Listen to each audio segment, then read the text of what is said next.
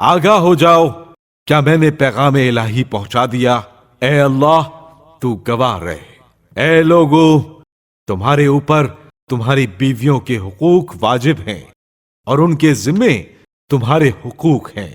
تمہاری عورتوں کے ذمے تمہارا یہ حق ہے کہ وہ دوسرے شخص کو تمہارے بستر پر نہ آنے دیں۔ تمہارے گھر میں تمہاری اجازت کے بغیر کسی ایسے شخص کو داخل نہ ہونے دیں جسے تم ناپسند کرتے ہو، اور کوئی بے حیائی کا عمل نہ کریں۔ اگر وہ ایسا کوئی عمل کریں تو اللہ تعالیٰ نے تمہیں اس بات کی اجازت دی ہے کہ تم انہیں روکو اور اپنی خوابگاہوں سے الگ کر دو اور انہیں تنبیہ کرو۔ اگر وہ باز آ جائیں تو دستور کے مطابق نان نفقہ اور لباس ان کا حق ہے۔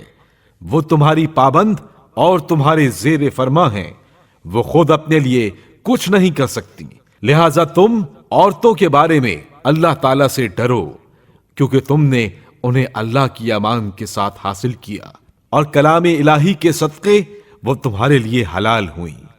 عورتوں سے متعلق بھلائی کی نصیحت قبول کرو۔ آگاہ ہو جاؤ، کیا میں نے پیغام الہی پہنچا دیا؟ اے اللہ تو گواہ رہے۔ اے لوگوں، ہر مسلمان دوسرے مسلمان کا بھائی ہے۔ کسی شخص کے لیے اس کے بھائی کا مال حلال نہیں سوائے اس کے کہ وہ خوش دلی سے پیش کرے۔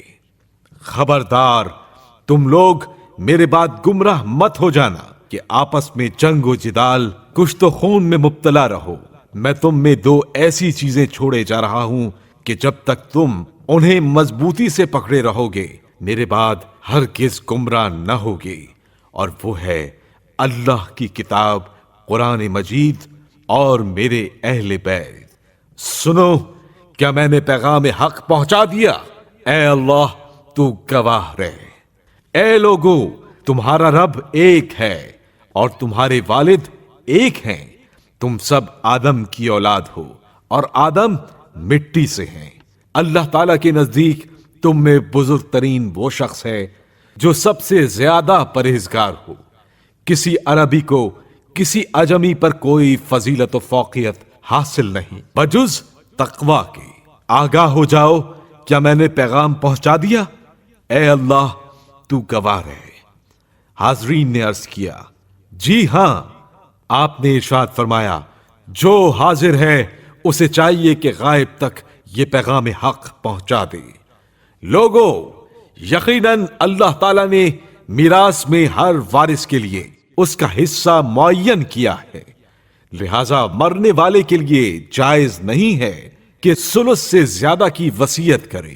بچہ اسی شخص کی جانب منسوب ہوگا جس کی بیوی سے وہ پیدا ہوا، اور حرام کاری کرنے والے کے لیے پتھر ہے۔ جس شخص نے اپنی نسبت اپنے والد کے علاوہ کسی اور کی جانب کی، یا کوئی غلام اپنے آقا کے بجائے کسی اور کو اپنا آقا بتائے، اس پر اللہ تعالی، ملائکہ اور تمام لوگوں کی لعنت ہے۔ لوگوں، قیامت کے دن خدا میری نسبت پوچھے گا تو کیا جواب دو گے؟ صحابہ نے عرض کیا کہ ہم کہیں گے کہ آپ نے خدا کا پیغام پہنچا دیا اور اپنا فرض ادا کر دیا۔ آپ صلی اللہ علیہ وآلہ وسلم نے آسمان کی طرف انگلی اٹھائی اور فرمایا، اے خدا تو گواہ رہنا، اے خدا تو گواہ رہنا، اے خدا تو گواہ رہنا۔ اور اس کے بعد آپ صلی اللہ علیہ وآلہ وسلم نے ہدایت فرمائی کہ جو حاضر ہیں وہ ان لوگوں کو یہ باتیں پہنچا دیں جو حاضر نہیں ہیں۔ پھر بلال رضی اللہ تعالیٰ عنہ کو اذان دینے کا حکم دیا اور نماز پڑھی۔ غروب آفتاب کے وقت آپ صلی اللہ علیہ وآلہ وسلم نے چلنے کی تیاری کی۔ ہزاروں مسلمان آپ صلی اللہ علیہ وآلہ وسلم کے ہم رکاب تھے۔ واقعہ غدیر خم۔ حجۃ الوداع کے مناسک انجام دینے کے بعد حضرت رسول خدا صلی اللہ علیہ وآلہ وسلم اور آپ کے باوفا ساتھیوں کا قافلہ غدیر خم کے مقام پر پہنچا تو جبرائیل امین علیہ السلام یہ آیت لے کر نازل ہوئے، یا ایہا الرسول بلغ ما انزل الیک من ربک وَإِن لَّمْ تَفْعَلْ فَمَا بَلَّغْتَ رِسَالَتَهُ وَاللَّهُ يَعْصِمُكَ مِنَ النَّاسِ۔ اے رسول، جو کچھ تم پر نازل کیا گیا ہے اسے لوگوں تک پہنچا دو، اور اگر تم نے ایسا نہیں کیا تو گویا ہماری رسالت کا کوئی کام انجام ہی نہیں دیا، اور اللہ تم کو لوگوں کے شر سے بچانے والا ہے۔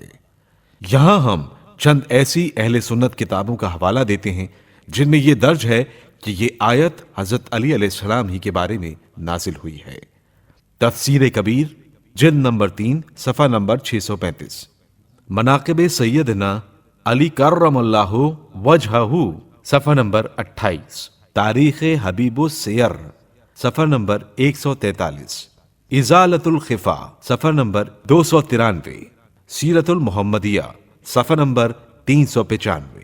پروردگار عالم کا حکم جب آپ صلی اللہ علیہ وآلہ وسلم تک پہنچا تو آپ صلی اللہ علیہ وآلہ وسلم نے فوراً اعلان کروا دیا کہ سب لوگ رک جائیں، مجھے ایک نہایت ضروری حکم پہنچانا ہے۔ یہ وقت ٹھیک دوپہر کا تھا، کیکر کے چند درختوں کے سوا اور کسی درخت کا سایہ وہاں دستیاب نہ تھا۔ منادی کی آواز سنتے ہی مسلمان گھبرائے کہ ایسا کون سا خاص حکم نازل ہو گیا جو اس سخت وقت میں روکا جا رہا ہے۔ غرض کہ سب لوگ اپنے اپنے اونٹوں سے اتر پڑے اور جلتی ریت پر پیروں تلے چادریں دبا دبا کر بیٹھ گئے۔